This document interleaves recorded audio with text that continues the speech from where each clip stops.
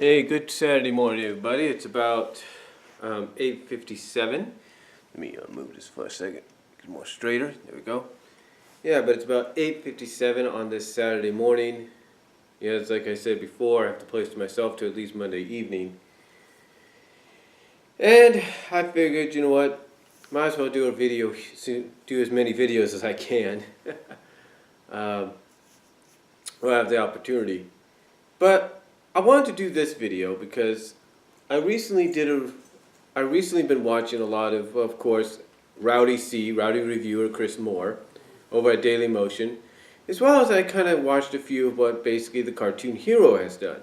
Now, the Cartoon Hero has collaborated with Rowdy C on Control Alt Delete, which for some odd reason I cannot watch on my Kindle because it's on another site called ZappyCast or ZippyCast or whatever it is. And he doesn't have it on his Daily Motion or even Blimp.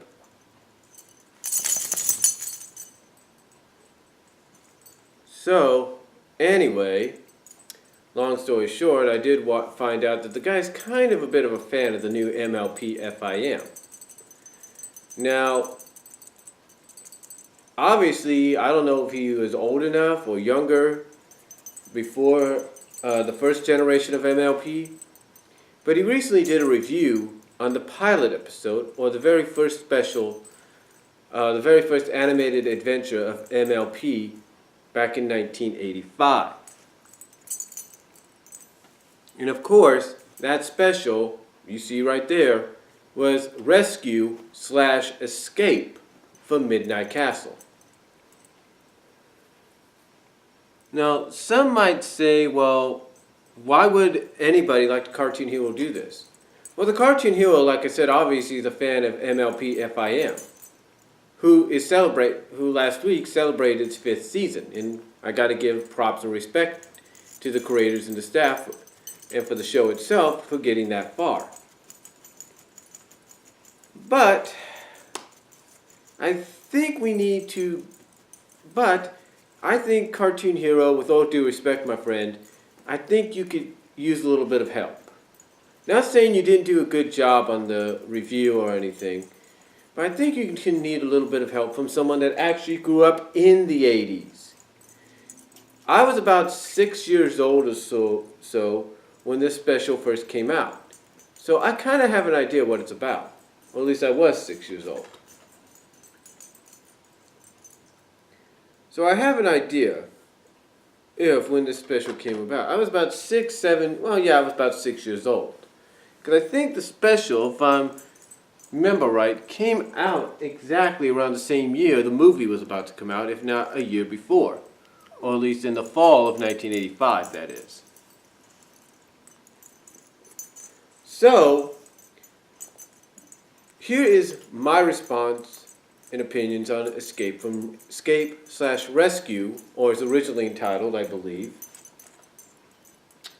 Rescue from Midnight Castle. I thought it was good. I've watched it several times. I think I watched it, me and my sisters watched it when it was first aired in 1985-86, so we did watch it. My older sister at the time had just turned 10. My second oldest sister was about 8, and of course I was, like I say, 6 years old. That was my dog sneezing right there. So, yeah, we were young enough to enjoy the special. There's no doubt about that. We were young enough to enjoy it. And to say that, hold on for a sec.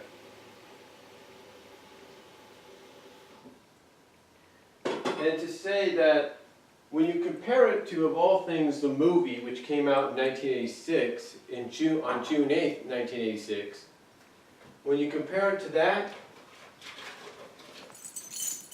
yeah, I could pretty much tell you right now that for a 30-minute special, the first ever animated special of My Little Pony, as well as some people dub it, the pilot,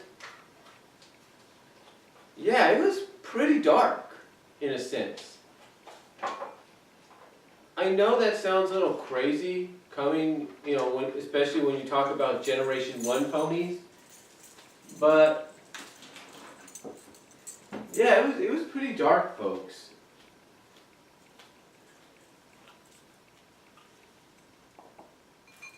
It was actually pretty dark, especially with the fact that you had the main villain, Turak, I think that's how his name was pronounced, using some kind of magic black rainbow, whatever you call it, to turn 3 and then soon enough 4 of the ponies, one being a character that has carried over into the new version in Applejack, turning 4 of those ponies into dragons, basically into mindless monsters, mindless dragons, just to carry his chariot.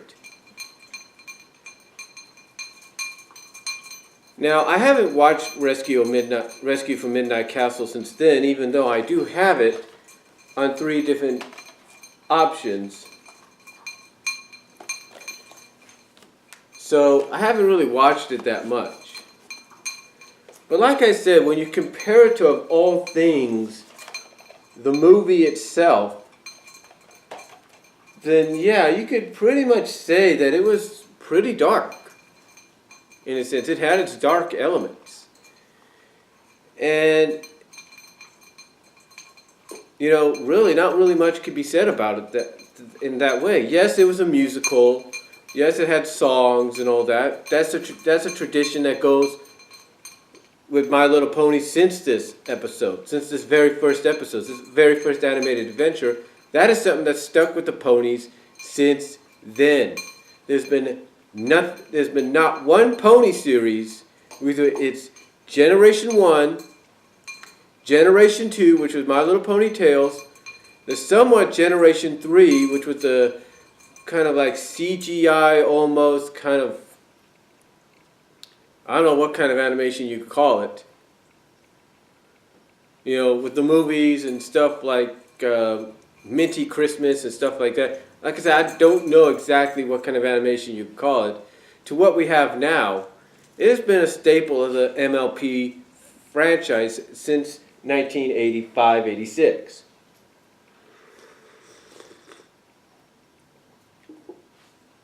So, yeah, even though it was a musical, like I said, as crazy as it sounds, it was a lot darker than some people give it credit for. In fact, I can even recall, I think, being 6 years old, and I was a boy, and I was into Transformers. When I watched it the first time, I'll be honest with you, I think in a sense I got scared. I really did, and I think my second oldest sister did. Maybe not, I'm not really sure. But for a pilot episode or primetime special, which was an introduction, the first animated adventures of My Little Pony, yeah, pretty much there were scenes in there that scared the dickens out of you, especially when the ponies got turned into mindless dark dragons. Now, I don't know if there was a scene where they ended up fighting with each other after they got turned or not. I don't think so. But still, it was like I said, it was pretty dark. And when you compare it to the movie, I think the special was a lot darker. And I'm surprised some people haven't acknowledged that. Some people might say that this movie might have been a little darker. Heck, the movie was almost of Disney quality in a sense. Almost. But it wasn't. When you take a look at Rescue from Midnight Castle, this is definitely a pilot episode special, whatever you want to call it, an introduction to the MLP universe that, when you look back on it now, does stand the test of time. I mean, if you became a fan of MLP with Friendship is Magic, and you wanted to know more about who these certain characters they were bringing in was, all you have to do is go back and look at Rescue from Midnight Castle, whether you're watching it on something like this, or even this. All you have to do is go back and watch them on either one of those, or even on even on YouTube, because I'm pretty sure YouTube has, some people have uploaded the original episodes on YouTube. All you have to do is do that, and guess what? You'll find out who these characters are. So, as far as an introduction to the animated portion of the franchise, like I said, I think it stands the test of time. I think it was good. When you look back on it, it was a good introduction. Yes, it had its musical numbers and everything, but also you got to look at the fact that it was probably more darker than anything you've seen in MLP up until maybe FIM. Because I know some people have pointed out that there have been some dark elements in FIM. In fact, some people have pointed out that if you really want to get dark or something like that, check out the finale where they brought in their rebooted or revamped version of Turok, and look at the freaking battle between him and Twilight, which Cartoon Hero actually provided a clip of in his review of Rescue from Midnight Castle. And all I have to say is, damn, no wonder people get behind this show. But anyway, long story short though,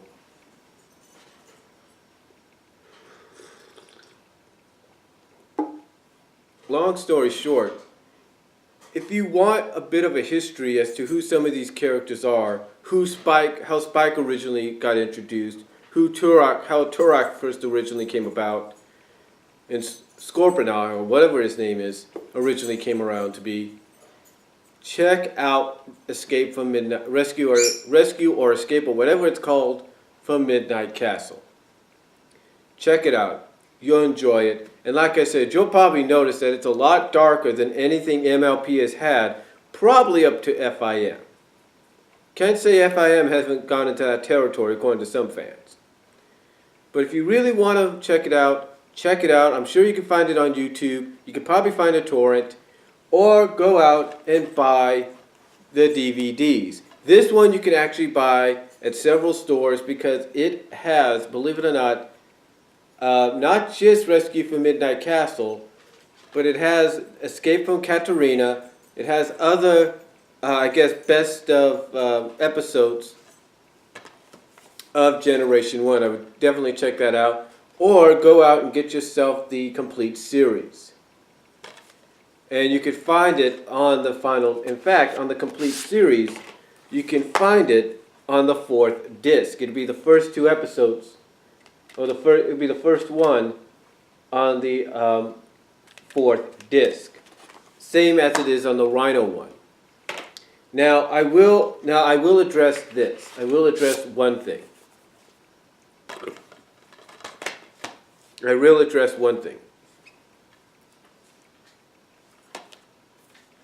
A lot of people have said in comments at Amazon and .com and places that the Shout Factory releases that contain, whether it's the complete series or the Escape from Katarina DVD, a lot of people have said that the Escape from Midnight Castle or Rescue from Midnight Castle have all been altered. In other words, there have been some things shortened, trimmed, basically edited. They have said that there have been some things about Rescue from Midnight Castle that have either been trimmed down, edited, or cut. And if that's the case with these, I would recommend trying to find, I know it'll be hard and it might cost a little bit, try finding the Rhino version. Because believe it or not, the Rhino version actually has, from what I last saw, on the 4th DVD, it actually has the uncut edition of Rescue at Midnight Castle, or Rescue from, or whatever you want to call it. This one says Rescue at Midnight Castle. Yeah, it does. So they probably have, this probably has the, this is definitely the uncut version, I can tell you that, because everything else is saying Rescue from. So, again, just thought I'd throw a little something out to you guys there that if you want to watch the uncut version, which is not altered, not trimmed down, not edited, like people are saying Shout Factory is done on this, as well as on this, then I would definitely check out the uncut version, which I'm pretty sure you can find on YouTube, maybe through torrents, or if you have the money, go to Amazon, try to find this version of the first season, the complete first season, and there you go. So with that said, again, I think honestly it does stand Rescue at Midnight Castle, or Rescue from Midnight Castle, Escape at Midnight Castle, or whatever you want to call it, or Escape from Midnight Castle, whatever you want to call it. I think basically the original Rescue at Midnight Castle, because that's what the original title was, I think it definitely stands the test of time. And I know you might say I'm just saying that because I grew up in the 80s, and it's probably the best version I know of MLP, and you're probably right. But looking back on it, and I've watched it when I first got the Rhino version, and I have to say it definitely still stands the test of time. And yes, like I said, it does, in my opinion, seem a lot more darker than anything you've seen in MLP up until maybe FIM. So I do highly recommend, if you want to know how Spike originally came into being, or how Turok first came to be, and all that, and you want to see the very first animated story of My Little Pony, definitely check out the DVDs. And mostly, if you want the uncut version, try to seek out the one that the Rhino DVD set has. So with that said, that is my opinions, and that is my response to Cartoon Heroes review of Rescue at Midnight Castle. Oh, you know, they got me saying it now. And that's all I'm going to say, folks. Again, check it out. I highly recommend it, and I'll talk to you all later.